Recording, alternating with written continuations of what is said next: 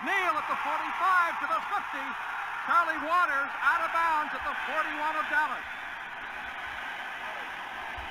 Well, hello! Thank you so much for taking time out of your day to check out this video, and welcome to the Gridiron.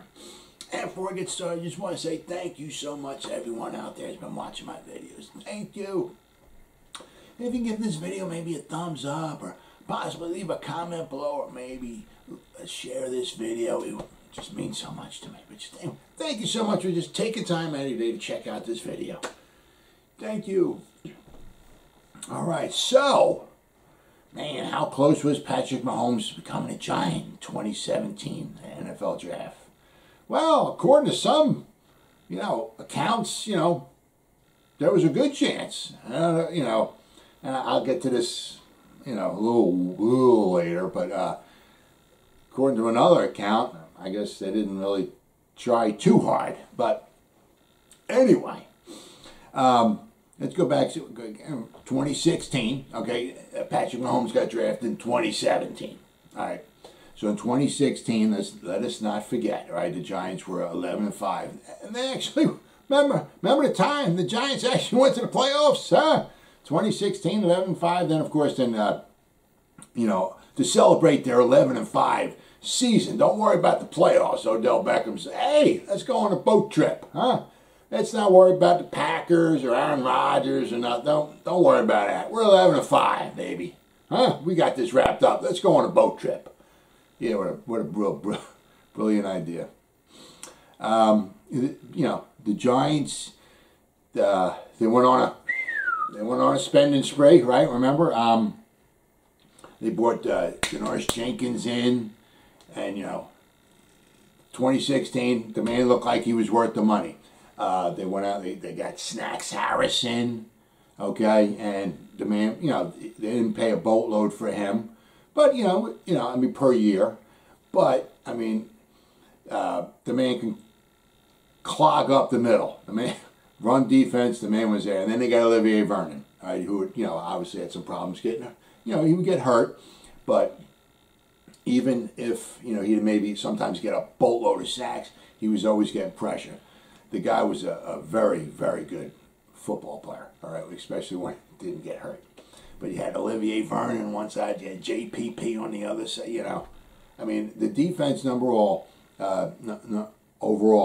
in 2016 was number 2 in points against. Only the Patriots, who were 14-2 that year, gave up fewer points. And it's, once again, guys, it's the theory of everything is all relative, all right?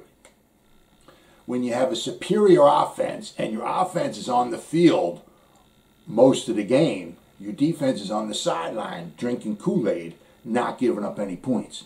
When your offense stinks, okay, and your defense is constantly on the field, there's a good chance, right, your defense is going to give us some points. Well, that's the way it was with between the Patriots and the Giants. Patriots with Tom Brady scored over 400 points. They were 14-2, all right. They were on the field a lot. They had a good offense. They were on the field. So therefore, their defense, which may not have been as good as the Giants, but their defense was on the sideline drinking Kool-Aid 75% of the game, so therefore they're not giving up any points. The Giants' defense had to be on the field because their offense was not that prolific, right? So therefore they did give up some points. So all account, the Giants' defense was very, very good in 2016. Just in 2016 now, okay.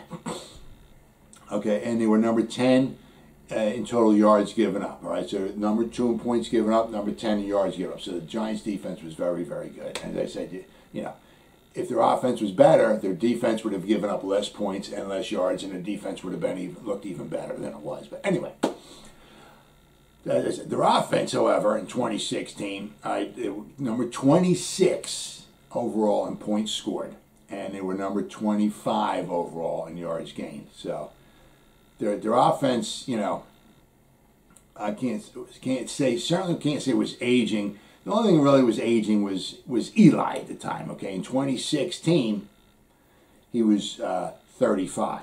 So going into the 2017 season, all right, he would be 36. All right, so now he was certainly getting toward the end of his career.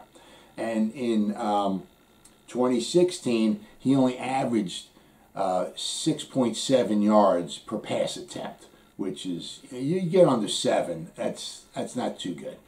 The 6.7 yards per pass attempt was like his lowest in like 10 years. You know what I mean? So he had Sterling Shepard out there, okay. He had the Salsa King, Victor Cruz, he danced the salsa for his last time for the New York Giants in 2016. Then he had some guy named Odell Beckham Jr. out there running around. I think he was good. I'm not sure. So the guy had some talent out there running around. Okay, Victor Cruz was not the same Victor Cruz. Okay, Victor Cruz had a nice season. He only had 1 touchdown reception, which was in the first game of the season, which helped beat the Cowboys. Okay, let's not forget that. But, so he had some weapons running around out there, and he's only averaging 6.7 yards a pass attempt. So you can definitely see, he's starting to get on the back end there. You know what I mean? So was it maybe time to actually start thinking about getting his replacement? Well, Coach Ben McAdoo thought, there's a possibility. Jerry Reese, however, said, I'm going to go over this in a little bit more. Jerry Reese, the general manager, the one who was pretty much in charge of making the picks, said no and yes, and I'll go over this in a little bit. Okay, so Jerry Reese at the time, we're going to 2017 draft. Jerry Reese's his last 2 first-round selections. The first one was Eric Flowers in 2015, right? His second-round pick was Landon Collins. So his second-round pick was better than his first-round pick. 2016, let's not forget, he drafted Eli Apple, first-round pick. Sterling Shepard was his second-round pick. All right, so his second-round picks were better than his first-round picks in 2015 and 2016. So 2017, I guess he wanted to maybe make it a trifecta. All right, so he wanted to pick an Evan Ingram. So, and we wound up all knowing how that winds up going. So I guess you don't know what's going on in the background with Mr. Tisch and Mr. Mara if they're trying to help Eli in his last year or two. Maybe let's get him some more. We got the defense. Let's help the offense out. Let's help Eli out. Eli's meant so much to us and all. So let's help Eli end his career. Let's get him some more help. Maybe we can get one more push. Maybe we can get one more championship for him. So you don't know what Mr. Mara and Mr. Tisch were telling Jerry Reese, if they had any, say in the matter as far as who they were drafting. So, of course, with the 23rd overall pick, Jerry Reese wound up taking, Evan Ingram.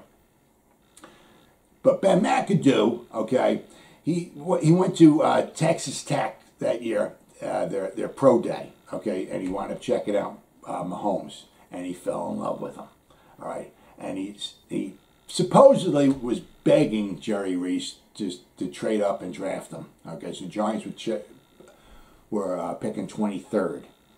I guess Ben McAdoo saw something in him. He was looking for the future, and obviously, Patrick Mahomes was not going to make it to 23. So he was kind of begging Jerry Reese, please move up, do what you got to do. Let's get this guy. Okay. Apparently, in the draft room, I guess the night of the draft or whatever, Ben McAdoo, apparently what I was reading, there's like two people in the room. And Ben McAdoo kind of said something like, I would love to get my fucking hands on that guy. So, Ben McAdoo, maybe wasn't the greatest coach in the world, but Ben McAdoo, offensively, he was our offensive coordinator, all right? So, he knew quarterbacks, okay, and he knew offenses, all right? And if he said, I'd love to get my hands on that guy, there was a reason why. And apparently Ben McAdoo was very upset when they didn't draft him, or when they didn't go up and get him. And apparently, you know, because Ben McAdoo saw something in him that a lot of other people in the league didn't see. Now, his senior season at Texas Tech, Patrick Mahomes, all right, he graded out at 89.7, right, Pro Football Focus. But he threw for 5,056 yards, okay? He had 41 touchdowns, and he had 10 interceptions. And you can even see some of his highlights. I mean, you know, when somebody's running around, you know what I mean, and they flick the ball this way, whatever, you know what I mean. They can complete passes from different arm angles. It's like a Brett Favre kind of, you know, that's pretty special. I mean, you got guys like, you know, Peyton Manning and Tom Brady, you know, but they drop back, you know what I mean? They have, you know, or Drew Brees, you know, they're like machines. They, you know, they can pinpoint the ball, they can drop it in, but they have to go, you know, like this. They drop back, you know, they have to complete, you know, it has to be like one motion, it has to be kind of the same motion every time. You know, when you got somebody running around that can just flick it this way or flick, you know, complete passes, I mean, that's special. And apparently, as I said, Ben McAdoo was seeing something that some of the other people weren't. And he really, really wanted to move up and get him. And apparently, Andy Reid, you know, obviously, the guy's a freaking genius, right?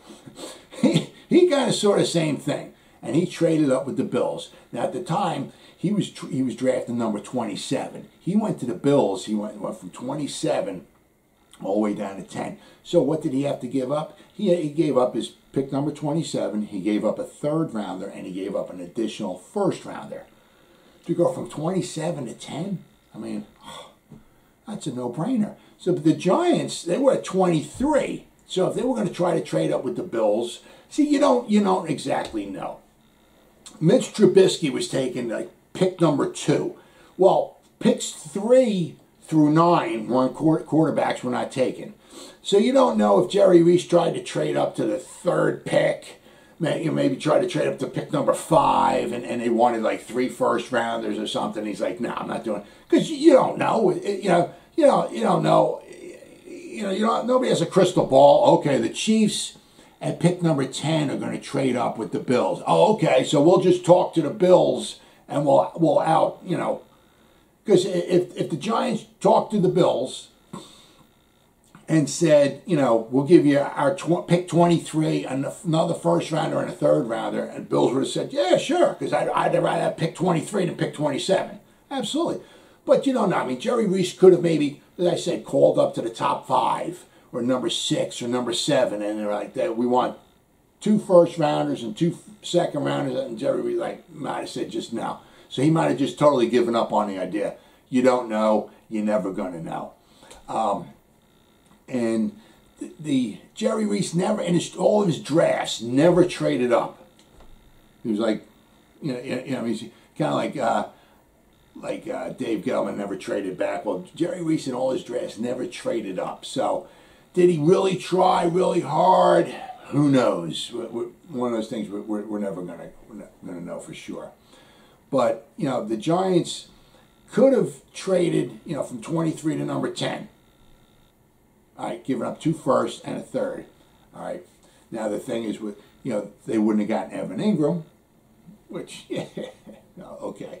But then obviously they would have given up their 2018 first round pick, which would have been the 2nd overall pick. So the Bills would have been very happy about that. So that would have been Saquon Barkley.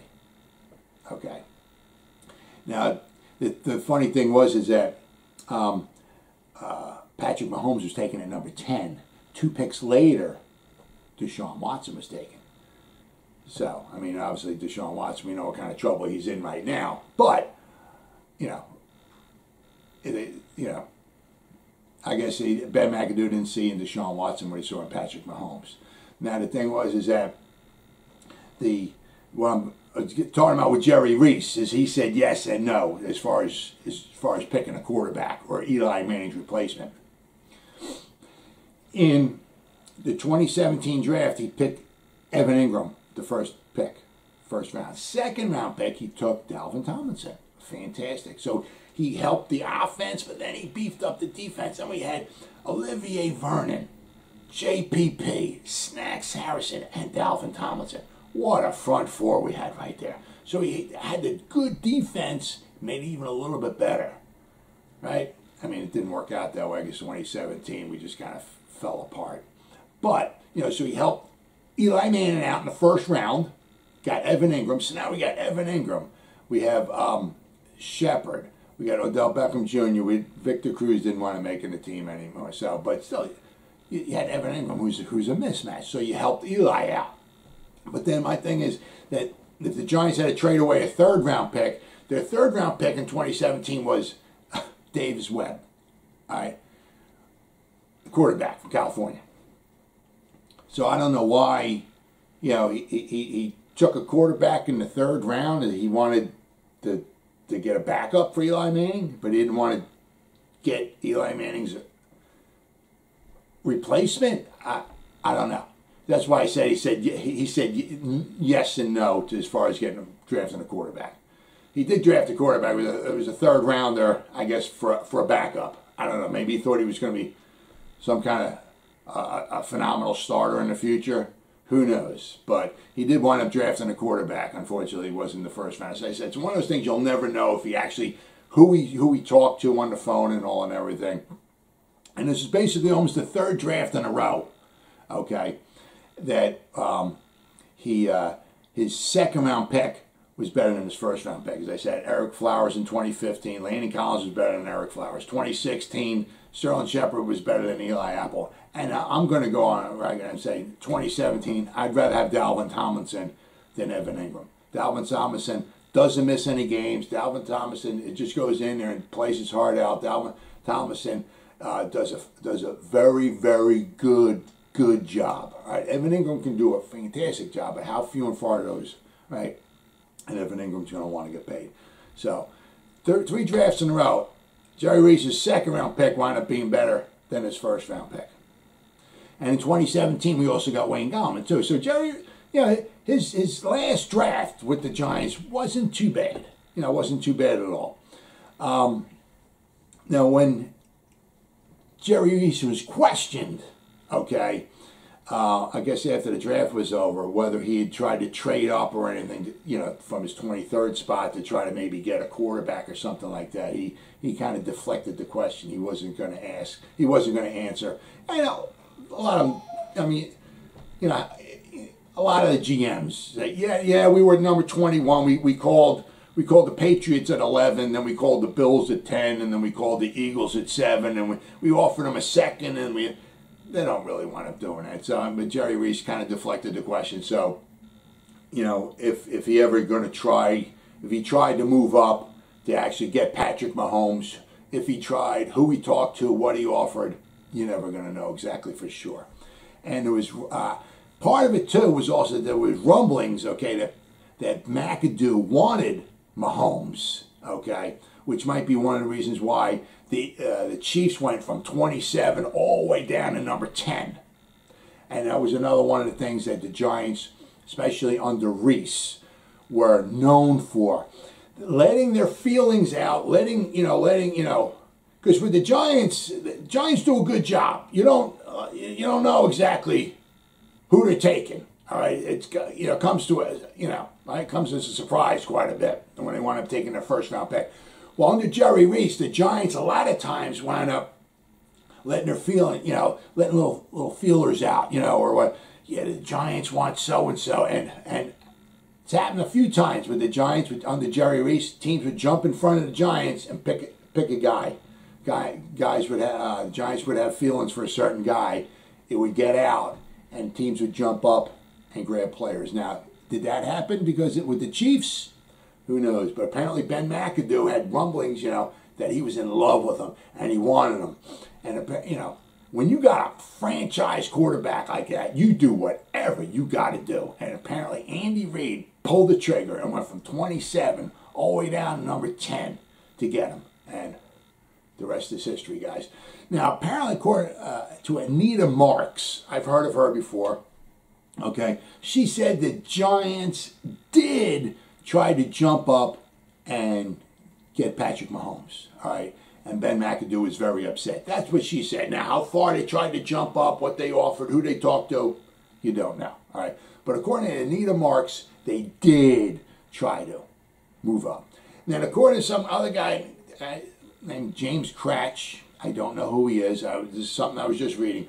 He put down FYI, or for your information, the Giants did not try to trade up for Patrick Mahomes. So, you don't know. All I do know is that Ben McAdoo wanted him. Okay, now how hard they tried to jump up, if they did try to, you never know.